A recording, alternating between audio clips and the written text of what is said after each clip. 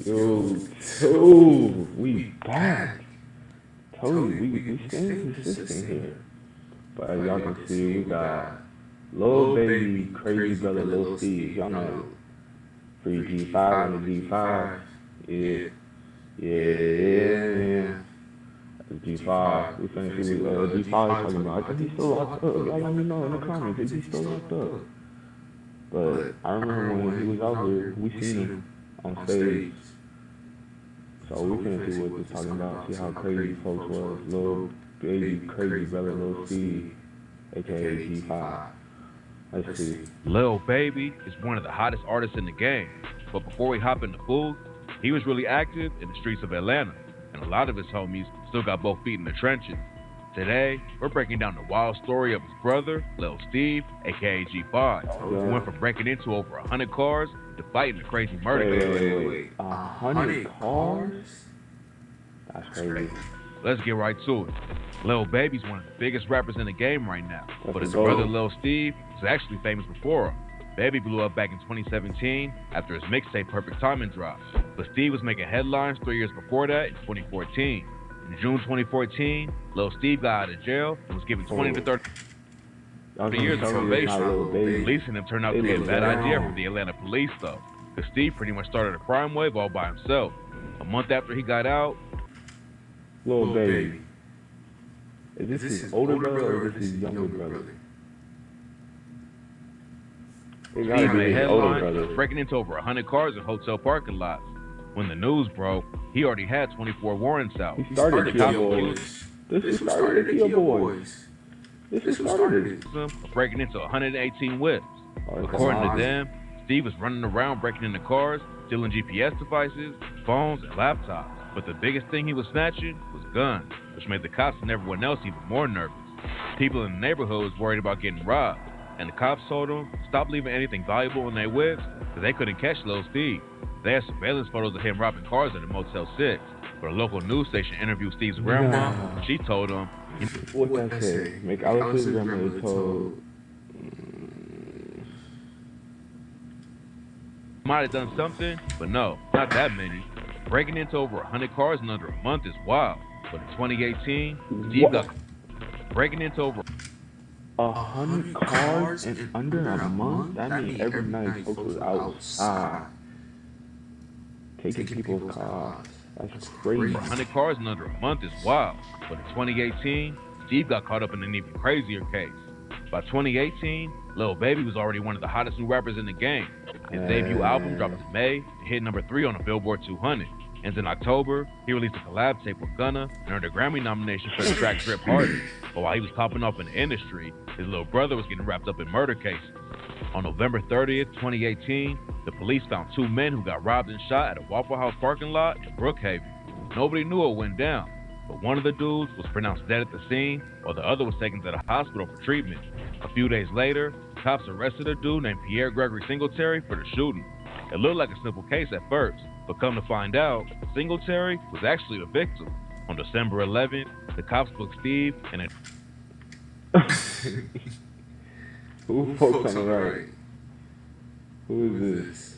a dude named Quintez Griffin on felony murder, aggravated assault, armed robbery, possession of a firearm by a convicted felon. Turns out, the shooting ain't even go down at the Waffle House. Roderick Francois survived the shooting, and he told the cops it happened at an apartment complex down the road where Pierre Singletary lived. Francois said he went to Pierre's place with his homie Carthel Johnson to buy weed. While they was there, 2 dudes rushed in and tried to rob him. That's when the shots started going off, and Francois and Johnson both got hit. Francois carried his homie to the whip and drove to the Waffle House for help, but unfortunately, Johnson was already dead by the time police got there. Lil Steve and his homie Griffin were charged for killing Johnson. What's wild about the situation is that just a few months earlier, Lil Baby posted a pic with Steve on Facebook. G5 out the can, give him 100 bands.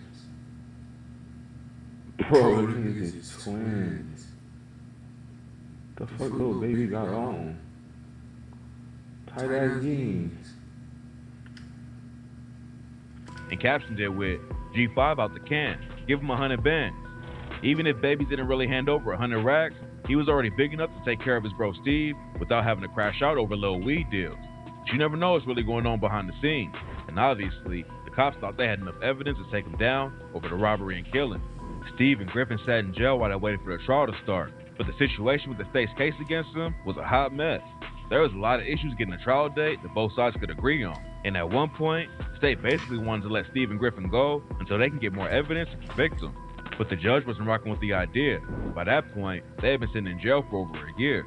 The trial was finally set to begin on January 7, 2020, but a few weeks before it was about to start, the prosecution tried to delay it again because they couldn't find the two witnesses they wanted to bring in to testify. The judge on the case aired out the prosecutor.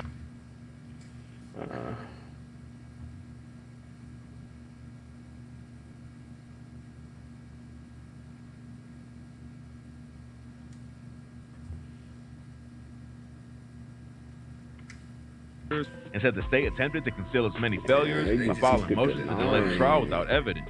She blocked their attempt to stop the trial, and it started on January 7, 2020. This is where the case got even weirder. When the trial started, the prosecution wouldn't help pick the jury, declare their opening argument, or call any witnesses. Instead, they tried to convince the judge to dismiss the charges against Steve and Griffin so they could try him again at a different time, but the judge denied the motion. The defense picked the jury, and everybody was ready to go, but the prosecution basically just refused to take part in the trial at all. So Steve and Griffin's lawyers asked the judge to acquit him on the charges since the state wouldn't prosecute, and the judge agreed to let him go.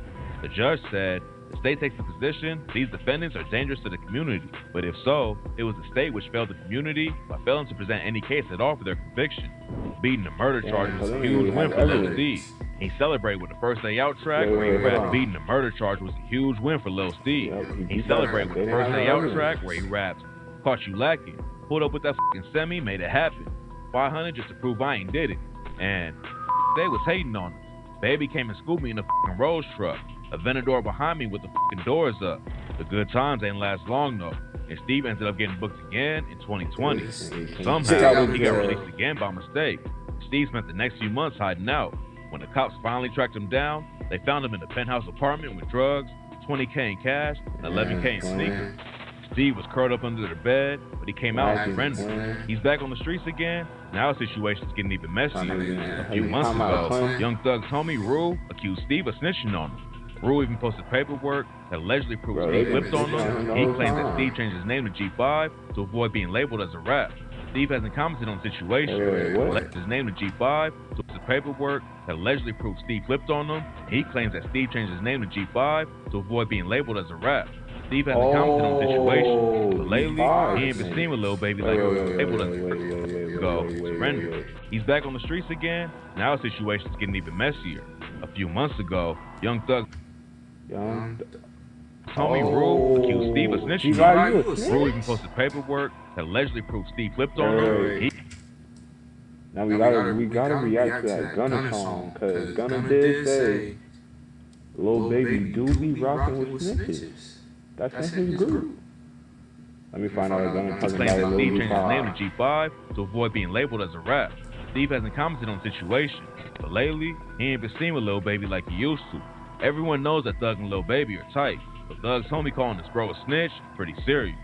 Right now, Thug's too busy dealing with his own RICO trial to worry about Steve's issues, but Baby hasn't said anything about it either.